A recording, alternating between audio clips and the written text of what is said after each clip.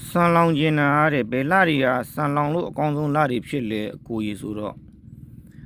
ပုံစီကားချက်တော့ပြောလို့မရဘူးဗျဆန်လောင်နေဆိုတာကဘာဖြစ်လို့ပြောလို့မရဘူးလဲဆိုတော့ဆန်ကကျွန်တော်တို့ကွင်းတွေကတကွင်းနဲ့တကွင်းမတူဘူးဥပမာပေါ့ကျွန်တော်ကဥပမာ3လပိုင်းလောက်လောင်ပါ2လပိုင်းလောက်လောင်ပါလို့ပြောလို့ချင်းဘယ်2လပိုင်းထွက်တဲ့စပားလဲဆိုတာမသိဘဲနဲ့ကျွန်တော်ကဒီလိုတိုက်ရိုက်တော့ပြောပြပြီးလို့မရအဲ့တော့စပတ်တစ်ပေါ်တဲ့ကွင်းမြန်သမျှဘယ်ကွင်းမျိုးမဆိုပေါ့နော်ကျွန်တော်မိတ်ဆွေတွေတိမှာပေါ့ကိုလောင်ကျင်တဲ့စပားကိုပေါ်ပြီးချင်း3လလောက်ဆိုရင်2လ3လလောက်ဆိုရင်လောင်လို့ကောင်းပါတယ်ဘာဖြစ်ပေါ်ပြီးချင်းအစ်စ်ကြတော့လောင်လို့မကောင်းပါဘူးနော်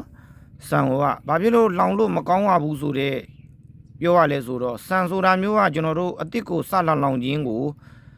လောင်ပြီဆိုရင်ဆန်မှာအဆူမတ်ဝါရှာမလွတ်တဲ့အခါမှာဆန်အိတ်သားတက်တာတွေဆန်အယောင်ပြတ်တာတွေဆန်ပိုးထိုးလွယ်တာတွေဖြစ်တတ်တယ်နော်နေ6လန်းထားတဲ့ဆန်ပဲဖြစ်ဖြစ်ပေါင်းကန်ဆက်ချထားတဲ့ဆန်ပဲဖြစ်ဖြစ်ပေါင်းကန်ဆက်နဲ့ပေါင်းထားတဲ့ဆန်ပဲဖြစ်ဖြစ်ကျွန်တော်တို့အစ်စ်ကိုစပြီးတော့လောင်ချင်းလောင်မယ်ဆိုရင်ကျွန်တော်တို့စဘာဘာဖြစ်တတ်လဲဆိုတော့ဝိရော့တာတွေလည်းဖြစ်တတ်တယ်နောက်ကဆန်သားတက်တာတွေအိတ်မှုဆွဲတာတွေဆန်မှာကျွန်တော်တို့